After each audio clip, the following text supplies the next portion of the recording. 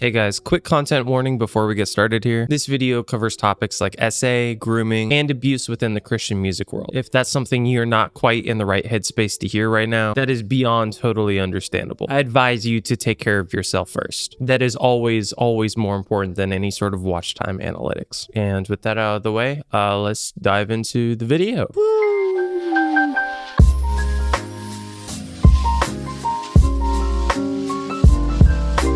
Before Christian radio stations worked diligently to scrub his name from their playlists, Michael Tait was considered evangelical royalty. He wasn't just another guy with a guitar and a sermon. He was a model, the blueprint for what a modern Christian rock star should look, feel, and sound like. If you existed in any sort of Christian space within the 90s to the mid-2010s, you knew his face, or at least you knew his voice. Odds are you probably sang his lyrics at some sort of Christian camp or church group, maybe at a megachurch youth group night, or a mission trip bus ride. Without even knowing who he was, you knew his songs. Michael Tait's career isn't just another rise and falls story for the internet to gawk at. It represents something bigger, the manufacturing of celebrity within Christianity. It's a blueprint for how faith, fame, and money get blended into something that seems holy but truly isn't. This is the story of how Christianity culture made Michael Tait into a household name, and how it helped to build a Hollywood-like industry more than the church would like to admit. Chapter 1. Michael D. Wayne Tait was born May 18th, 1966 in Washington, D.C. to Nathan and Shirley Tait. His father was a Baptist preacher and his mother worked in education. Growing up under a preacher's household isn't like a normal sort of household situation. You are held to a different standard of living. You're not just supposed to live up to the rules or expectations. You are supposed to be the proof or the shining example that these rules work. You are a living, breathing PR prop for your father's ministry. And like a lot of kids raised within the church, Michael found his escape through music. Michael had some pipes on him and people caught on early. His vocals weren't just church good, they were like record deal good. Even as a teenager, Michael would be turning heads without even trying, having the kind of voice that you could imagine hearing on the radio. In any other context, he probably would have grown up molded by the mainstream as a R&B or maybe a pop singer. But in the strict evangelical age of the 80s, that was not going to happen. Pop music in general was considered dangerous, a trap that you could get lured into to doing Satan's bidding. And if you had a gift, you were to use it for the glory of God rather than to squander it on yourself. In the mid-80s, Michael enrolled into Liberty University, a Christian college founded by televangelist Jerry Falwell Sr. More than just a school, Liberty has the reputation of being a sort of Christian pipeline. It was a place that was designed to crank out pastors, youth leaders, politicians, and figureheads for the evangelical community. At Liberty, Tait met Toby McKean, better known now as Toby Mac, and Kevin Sam Smith, a poet and lyricist with a flair for the dramatics. And together, they formed a band called DC Talk. Their sound is exactly what you would expect from a early 90s Christian hip-hop rap group. It was cringe. But in a strangely endearing sort of way. Their first single, Heaven Bound, dropped in 1989, complete with breakdancing, finger guns, and lyrics that boiled down to, "We love Jesus, and we are better than Run DMC because of it." But despite its cheesiness, it actually caught on. You see, the late 80s and early 90s was a weird time for evangelical America. Still at the tail end of the satanic panic, parents were overall terrified of secular media. MTV was corrupting their kids. Rap music was destroying morals. Heavy metal was practically witchcraft. Even Dungeons and Dragons was considered demonic. I remember my mother wasn't allowed to read Harry Potter because her mother deemed it to be witchcraft. Evangelical parents weren't looking for entertainment. They were seeking protection. They needed a safe alternative, something their kids could listen to without accidentally inviting demons into the house. And DC Talk became that solution. But it wasn't just about the music. By the early 90s, Christian consumerism was booming. It wasn't enough to just pray anymore. You had to buy sort of Christian products to endorse your faith. Remember, this is a lifestyle we're talking about. Walk into a Christian bookstore in 1995 and find DC Talk CDs right next to VeggieTales VHS tapes, Purity Pledge rings, What Would Jesus Do bracelets, Left Behind novels, King James Bibles but for youth groups. The Christian media conglomerate had become a billion-dollar industry, built entirely on the backs of fear-mongered mothers. And DC Talk was more than just a band, they became a brand. In 1990, DC Talk dropped their second full-length album, New Thing, spelled N-U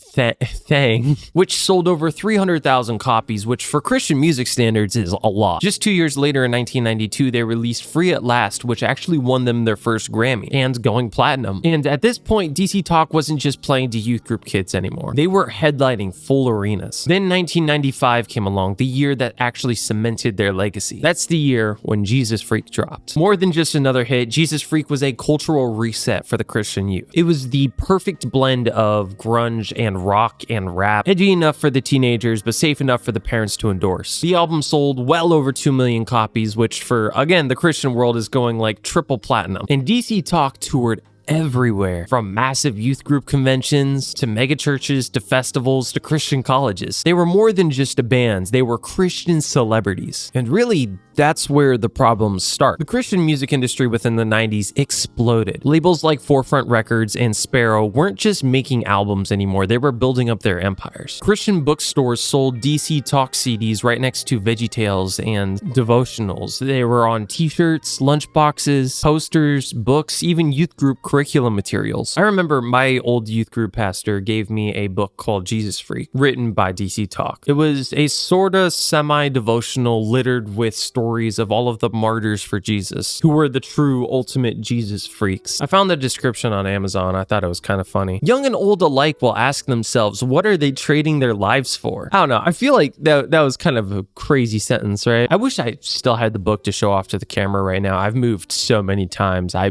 don't know where that thing is. Actually, I might know. Give me a second. No shot, dude. I actually found it. This is nostalgia. Look how cool and edgy this is. You could tell because all of the papers folded weird. Looking back on this, it's so weird because we didn't just read about martyrdom. We romanticized it. We dreamed of the day that we would be persecuted like Jesus was, like it was some sort of goal to obtain. And I know I'm not the only evangelical kid who remembers it that way. And here's the wild part, the part that really trips me up, kind of grosses me out. I remember like the very first story in this book was about this girl, Cassie Bernal, the girl from Columbine. You know the story probably from Urban Myths, but just in case you don't, it's on one of the first pages of this book. She was 17 years old. He stood glaring at her, his weapon before her face. Do you believe in God? She paused. It was a life or death question. Yes, I believe in God. Why? Asked her executioner, but he never gave her the second chance to respond. The teenage girl lay dead at his feet. That story was told, again, everywhere through schools like an urban myth, but it was especially popular within Christian circles. Churches, youth groups, books, everybody knew this story. It became the American blueprint for martyrdom. But here's the thing. That story wasn't true. According to investigators, the person who was actually asked about God that day was a girl named Valine, and she went on to survive. Cassie Bernal was never even asked a question. She was shot point blank without any sort of conversation at all. But again, that didn't stop the story from spreading. It didn't stop her mother from profiting off of this lie of her daughter's death to sell books. Because to everyone, that myth was more valuable than the truth of her life. And I find that so sickening. The Christian market didn't just make and sell CDs and devotionals. They sold us death narratives. It taught kids like me that dying for God was the highest achievement possible. That one day we too could be martyrs and make it into the next edition of Jesus Freaks. Looking back, it's hard to overstate how much things like this shaped us. Something's overheating. God got mad at me and turned off the lights. This wasn't just about music, it was cultural programming. And honestly, this book explains a lot about what came next. Because when you prime a generation of kids to believe that they're within this sort of spiritual war, it's only a matter of time before the Christian music industry rebrands itself to being the soundtrack for that war. I guess that's a chapter for a later time. Anyways, parents of DC Talk loved them. They offered a safe, clean alternative to music. Teens loved them because it was the closest they could get to listening to Pearl Jam or Nirvana, but without the part of going to hell. But underneath it all, there was some trouble brewing. In the 2000s, DC Talk announced an indefinite hiatus. After over a decade of touring and recording, the writing was kind of on the wall. The band needed a break. Fans were devastated, but watched as they each split off into their own lane for solo careers. Toby Mac's transition was the most seamless. He became one of the biggest names in Christian pop and hip hop, one of my personal favorite artists growing up listening to, going on to sell out whole stadiums all by himself. Kevin Max went into an experimental indie direction. He leaned heavily into his spoken word bag and kind of faded away from that mainstream appeal. And Michael Tait, well, things got complicated for him. In 2001, Tait launched his first solo album, Empty, which wasn't bad. Wasn't good. It cleared Christian radio, but it wasn't the same sort of movement that Jesus Freak had been. In the long run, it failed to live up to the cultural footprint that DC Talk had left behind. And through the 2000s, Michael Tait kind of floated through solo projects, some public speaking appearances, some Christian festivals. He stayed active, but wasn't the megastar that he used to be. But all of that changed in the year of 2009. So there's this group called the Newsboys. They've been around since the 80s. Originally a pop rock group, the band was kind of known for their goofier songs like Shine and Breakfast, quirky Christian radio singles. But in the late 2000s, their lead singer, Peter Fuller, was stepping down, and the band needed a new front figure. Instead of merely being a replacement, the idea of bringing on Michael Tait was to completely rebrand and revamp the band. With Michael at the helm, the band shifted into more anthem arena style, massive worship songs. Less of the quirky youth group pastor energy. More like stadium praise rock. Think of Imagine Dragons, but in a Christian context. And in 2011, just 2 years later, they released their major hit song, God's Not Dead. More than just any other song, this was, again, a phenomenon. God's Not Dead became the American theme for evangelicalism, perfect for megachurches, youth groups, and stadium crowds. The song hit Christian radio pop like a nuclear bomb. It was practically inescapable. But to be honest, the real success came from something else entirely.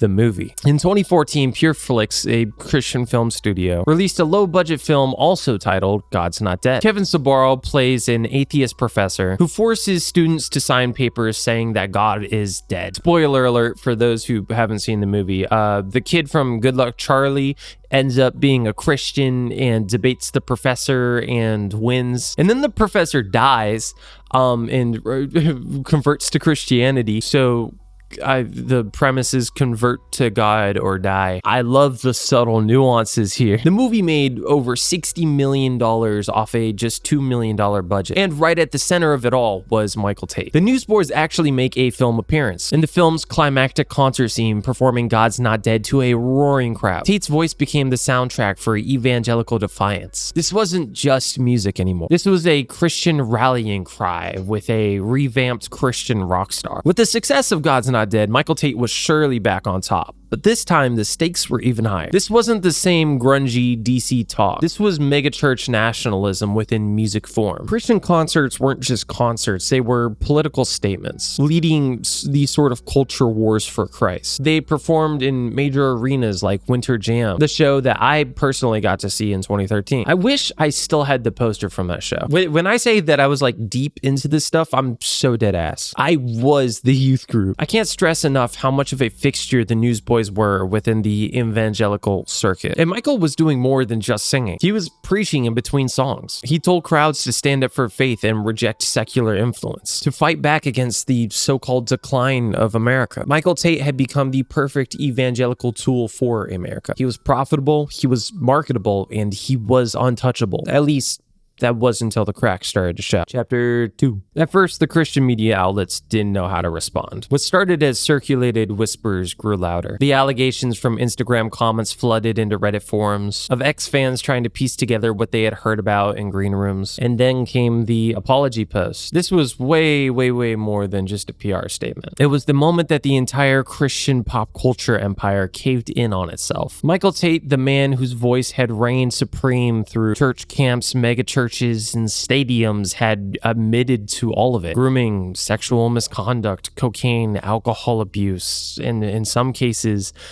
assaulting minors. The public face of Newsboys, the voice of Jesus Freak, the headliner of God's Not Dead, just confessed to everything. And when the news broke, it wasn't just fans who were shocked. It was an entire industry that for the past 20 years had pretended not to know. This wasn't just one bad night. This wasn't a scandal where someone slipped up, felt guilty, and then had to come clean. This was a systemic pattern of abuse, carried over the span of 2 decades, hidden behind charisma, fame, and religious authority. Real quick, we need to pause and take a break here. Before we get into this next part, I need to say some stuff for legal reasons. Also, I don't think I was in focus. I don't think I was in focus for a majority of that. My bad, Chief. Everything that I'm about to talk about comes from survivor testimonies, from reports from outlets like The Roy's Report and Christianity Today, and Tait's own public statements. While Tait has admitted to drug and alcohol abuse and what he calls unwanted sensual contact, he has not been criminally charged. So legally speaking, all of these stories are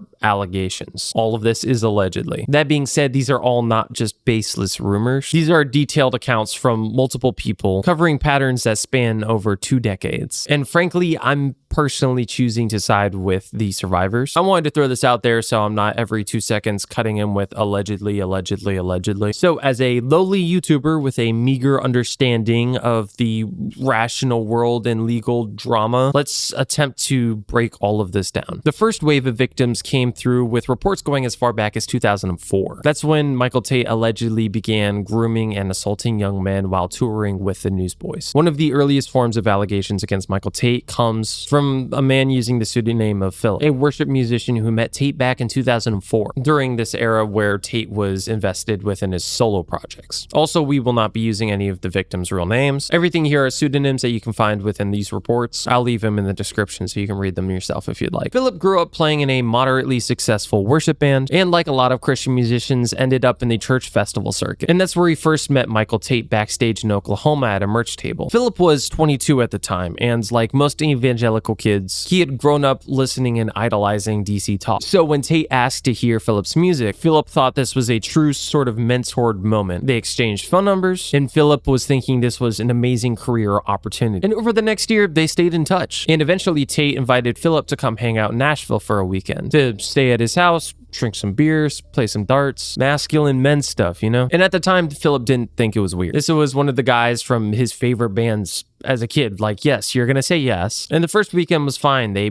drank and laughed and played games. But during his second visit within 2005, things started to take a turn. Philip recalls there being lots of beer, lots of cigarettes, and eventually someone within the group suggested that everyone goes skinny dipping in Tait's hot tub, which everyone did. Philip said that this sort of stuff wasn't uncommon within Christian music spaces, which is kind of weird. Like the locker room behavior, nudity, massages. According to all of the other musicians, it was kind of normal backstage culture. Weird, yes, but apparently not unusual. So when Tait started giving Philip a back rub in the hot tub, he didn't really think anything of it. At some point, Tait started to make odd sexual suggestions, which made Philip very uncomfortable, to say the least. I won't be getting into the sexual implications for YouTube's sake, but just know Philip was very uncomfy. And later that night, there were no guest rooms available, so Philip and Tait decided to bunk together. Again, this isn't really a weird sort of behavior. For touring culture, it makes sense that you would be bunking with someone else. So the boys got in bed together, and that's when Tait started to rub his back again. But this time, he didn't stop at just his lower back. Philip described being frozen and not knowing what to do, and after things eventually escalated, he quickly put a stop to it, saying, "Hey man, that's not really cool with me," and said that Tait stopped and apologized. Philip said it felt like a failed romantic gesture, not a violent attack, and they both went to bed. When he woke the next morning, Tait was gone, and they never spoke again. Looking back on it, Philip now recognizes that the entire situation wasn't just weird. It was a non-consensual sexual contact with someone that was in a state of power. But at the time, he just thought it was a strange night with someone that he idolized, and that he would probably never talk about again.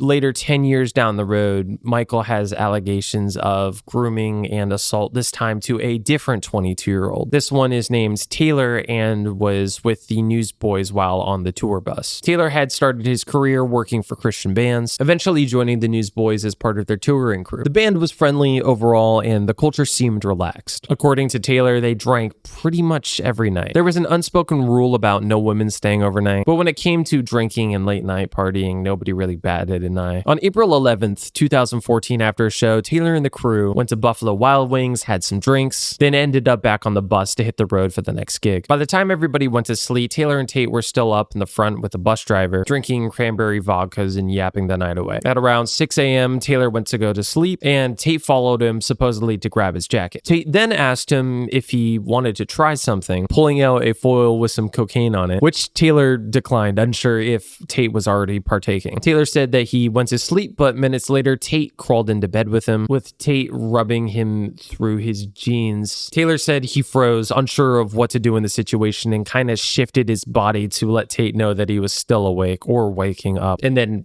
Tait left.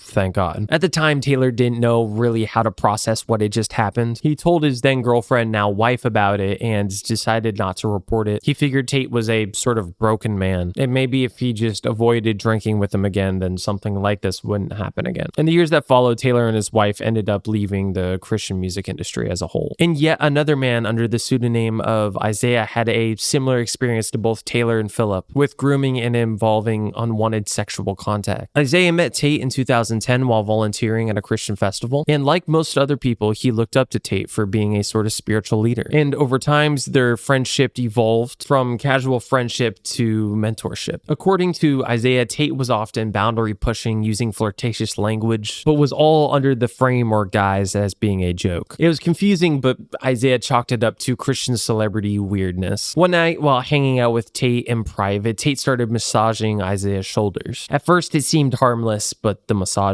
grew lower until again he was groping places without consent. Isaiah said, once again, he froze and was caught off guard. He described the feeling of being a mix of shock and shame and spiritual guilt. He didn't know what to say or what anybody would say, so he held on to that. He didn't know how to say no to someone who held so much power within the Christian community. And after the incident, Isaiah tried to minimize the entire situation within his mind. He told himself that it wasn't as bad as he had thought it was. But when he later came to realize that he wasn't alone, he learned that what happened to him wasn't a misunderstanding. It was abuse. These weren't strangers or fans even. They were colleagues, worship volunteers. Each of them described a similar power dynamic. Michael Tait was famous. He was their spiritual leader. He had money, charisma, and cultural influence, and he used it to cross the line. Some allegations, surprisingly, were even worse. A man by the name of Sean said that he was 16 at the time when he encountered Michael at a party. He was offered alcohol, some drugs, and something that seemed cool and exciting at the time. But later, Sean said that he woke up inside of a closet, with Tait performing some not so consensual stuff on him while he was incapacitated. David claims that Tait even offered him $5,000 afterwards to allegedly silently continue the relationship. Another survivor under the pseudonym of Anthem said he met Tait when he was only 13 years old. They had crossed paths in a Nashville bathroom, and according to Anthem, Tait began to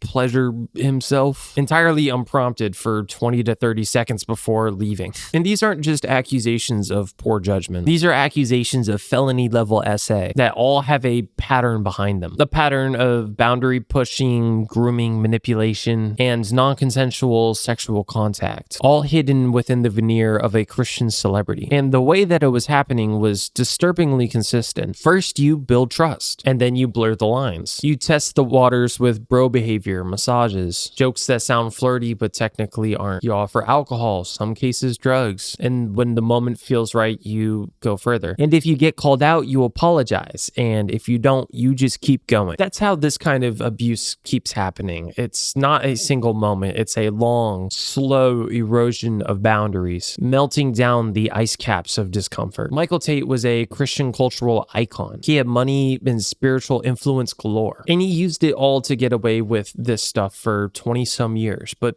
how? Well, that's simple. That's because everybody knew. According to the Roy's report, at least 25 other people within the Christian music industry confirmed that this was probably one of the biggest open secrets within the space. Even Corey Ashbury said it bluntly, everybody knew. Backstage at festivals and green rooms on buses, people whispered about it, but nobody said anything publicly. Because in the Christian music world, protecting a brand comes first. Again, Michael Tait wasn't just a singer. He was a franchise. The Newsboys were pulling in millions from concerts and merch and Christian radio play. God's Not Dead, again, grossed over $60 million. Had sequels after sequels after sequels. Tait was part of the evangelical pop culture. Churches, festivals, and bookstores built youth groups around his music. He was too big to fail, and pulling the plug would mean losing money and tours, sponsorships, and album sales. This is what happens when you build an entire empire around Christian celebrity culture. We've seen this before, too. Hillsong covering up for abusive pastors. Rabbi Zacharias was protected by his ministry well after his death, despite years of allegations. times. Josh Duggar's allegations were hidden as long as it was profitable to keep him propped up in front of a TV. When spiritual leaders become commodities, the system will always protect the brand over the victim. And after Tait's confession, the industry does what it always does when the truth becomes public.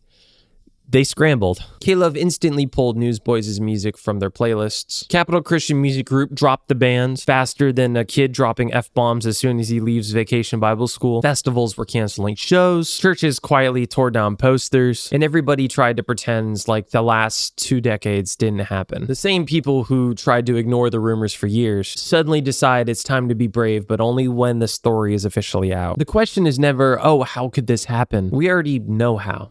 The real question is, who else are they trying to protect now? Because if this was the model for what the Christian rock star was supposed to be, then obviously the motto was broken from the start. Chapter 3. I don't know if you've noticed this, but I'm not much of a tabloid drama sort of channel. I cover music-related topics that I find mildly interesting, and I try to push that onto a wider audience because that gives me fulfillment in life. Being able to put someone onto something that's super cool to me, I think that's so sick. So, why am I taking time out of my day to do all of this? Well, in my personal opinion, I believe that it's because there's some parallels here that matter. Abuse isn't just a Hollywood problem or a Catholic priest problem. And this isn't just some sort of random niche scandal on some corner of the internet. It's a systemic problem that exists within a Christian music space as well as popular secular music spaces. When anyone with power does harm, the playbook is always the same. They cover it up and they protect the brand. And if it gets out, they spin an apology into a redemption arc. Logan Paul their asses and pull a James Charles. And that's exactly what's happened here. I've made a severe and continuous lapse in my judgment. And the best way to prove it is to pick apart Tait's apology line by line. So let's do that. On June 10th, 5 weeks ago at the time of writing this, Michael dropped this banger of an Instagram apology. This may be one of the worst I've seen in terms of apologies, right up there with Toxic Gossip Train and Travis Scott's Astro World in black and white. I just want to send out prayers to the ones that was lost. I'm not about to spend all day talking about this apology letter because there's truly nothing really here for me. But I did want to address and break down some of the most egregious parts of this for the rest of his audience who might be watching this video. Recent reports of my reckless and destructive behavior, including drug and sex, alcohol abuse, and sexual activity, are sadly largely true. Stop. Already we have some sort of deflections going on here. Reckless and destructive behavior, that could be anything. You could say the same thing about like accidentally setting a kitchen fire while making bacon. And sexual activity, it was more than just sexual activity. It was non-consensual sexual activity. That's like saying, no, I didn't commit tax fraud. I committed creative bookkeeping. For some 2 decades, I used and abused cocaine, consumed far too much alcohol, and at times touched men in unwanted sensual way. Bro. Touched men in an unwanted sensual way. Touched men in an unwanted sensual way is like PR gold if your goal was to say literally anything except for what you actually did. We're not talking about like an awkward side hug from a youth group pastor. We're talking about grooming, manipulation, and felony level sexual assault allegations. Let's try to call it what it is. I've seen some commenters trying to flip this as being a almost homophobic thing, which is like, oh, he was sleeping and kissing men, and that was the issue. Like, no, bro, it's 2025. If you've got a problem like with dudes kissing, you got some personal shit to work out, you know. I could care less if you're a boy kissing a boy, a girl kissing a girl, a car kissing a car. Well, maybe like cars shouldn't kiss because I think that's like car accidents or something. It's kind of dangerous. But the point is, this is more than just men kissing or men touching in a sensual, consentive way. It's about essaying men. That's the real problem that we're trying to get at here. I make no excuses for my behavior, and I will simply call it what God calls it. Sin. And there it is. That's what we call sin washing. When you frame systemic abuse as this sort of personal sin, you skip right over the part where you actually face the consequences for your actions. It's not just a falling short of God's glory. This isn't stumbling. You're abusing your platform to people who trusted you. Look, I get it. In these Christian spaces, everything gets reduced to sin, but not all sins are equal. A kid stealing a lollipop That's a sin. Lying to your parents, sin. Essaying multiple people over a variety of ages over 20 years while hiding behind your faith, that's more than just a sin. That's fucking criminal behavior. A lot of people under the comments of these posts seem to think that this apology was being humble and honest. Some folks are even hoping that Michael Tait has a comeback, that all he needs is some of that good old Christian redemption. And no, please stop. That's gross. Look, I get that grace and forgiveness is very important and important concepts, especially in a Christian space. But here's the thing. I don't want him back at all. I don't want him headlining church tours again. I don't want him back on stage. I don't want him quietly slipping back into Christian music spaces. That sort of normalization of behavior really worries me. This is exactly how these cycles of abuse continue to happen, by re-allowing these types of people to operate within scenes of power to re-offend. Of all of the things talked about within this PR disaster of an apology, Michael Tait forgot to slip in an apology to his victims. He didn't mention any sort of resolution or restitution for his actions. He took no acceptance or legal consequence, and he had no acknowledgement of the power dynamics at play that made all of this possible. Chapter 4. Like my nails. Thing's kind of fire. Shit kind of heat, boy. So here's the part that really pisses me off. The thing that really grinds my gears. We've seen this happen over and over and over, not just within Christian music. I mean, this phenomenon is not new. I am not the first person to give a trigger warning before a 30-minute expose as a YouTuber. It's not even surprising at this point. If anything, it's exhausting. I feel sickens that I feel even exhausted that somebody is, again, getting exposed for hurting somebody else, dropping a heartbroken PR statement. They're going to disappear for a few years and then pretends that nothing ever happened. They will go on to write a book, drop a new worship album, and then suddenly they're back on tour preaching about how God changed them for the better and forgave them for the very thing they shouldn't have been doing in the first place. That's the cycle. It's the Christian forgiveness industrial complex. And let me be clear. I'm not against forgiveness. Hell, I'm not even against second chances in life. I think that there are some terrible human beings out there that are trying to genuinely change for the better. But you can't treat accountability and cancellation like they're the same sort of thing. They're not. Telling someone that they don't get to headline a tour for a church isn't ruining their lives. It's just removing them from a platform which they've previously abused. Which, by the way, isn't cancel culture, it's your actions have consequences culture. Like I previously stated, there are consequences happening right now for Tait. From being dropped by his band, to being dropped by his label, to being dropped from festivals and tours. Consequences are for sure coming, but my main concern is that when operating with this sort of evangelical field, there's not going to be any true mechanism for consequence. Everything is reduced to just being a sin and nothing is systemic. Sin frames things as a personal struggle, personal demons with individual suffering. Tait isn't an abuser. He's just a man who's suffering and struggling with his faith. He was led astray.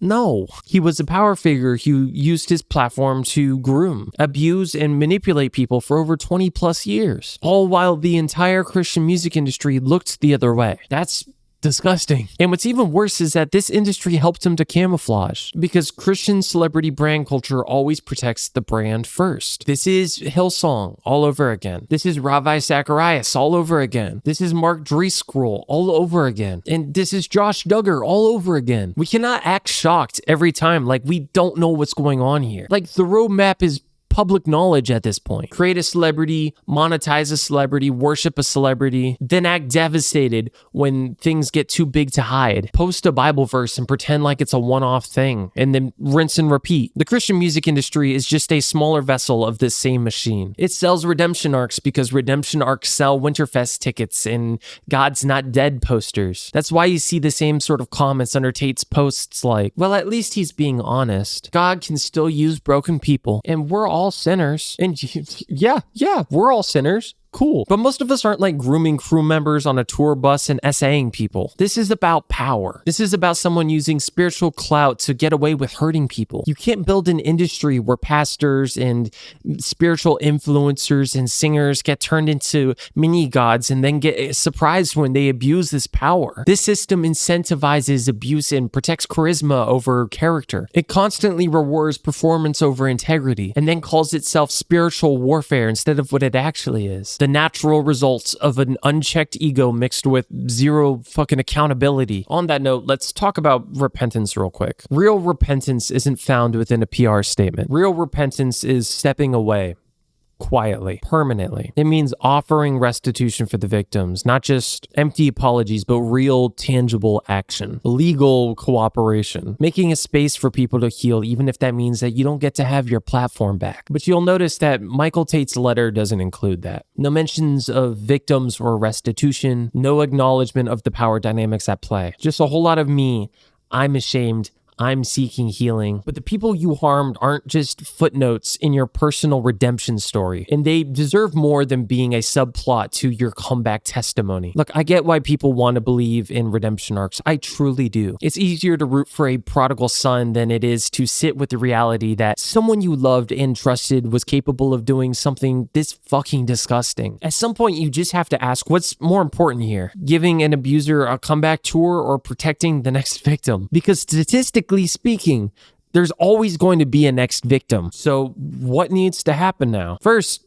no more platform, no more stages, no more conferences, no more albums, no more broken man healing podcasts. Then that door needs to stay permanently closed forever. Second, the Christian music scene needs to stop treating this like a PR nightmare and start treating it like it's a systemic issue that needs dealing with. Like, who else is being protected right now? Who else has stories that they've yet to share because they're too scared to speak? How many people choose to stay silent in fear that they are sinning or to protect the community that they love dear? Third, fans need to stop treating their favorite musicians like their pastors. And honestly, stop treating pastors like rock stars. Celebrity culture has no place within faith communities. We can keep building up these platforms for idols and then keep acting confused when they turn around and abuse this power. We call it a tragedy, but really it's just capitalism within a Jesus costume. And the church is completely complicit because it benefits from the branding. So if you're mad right now watching this video, good.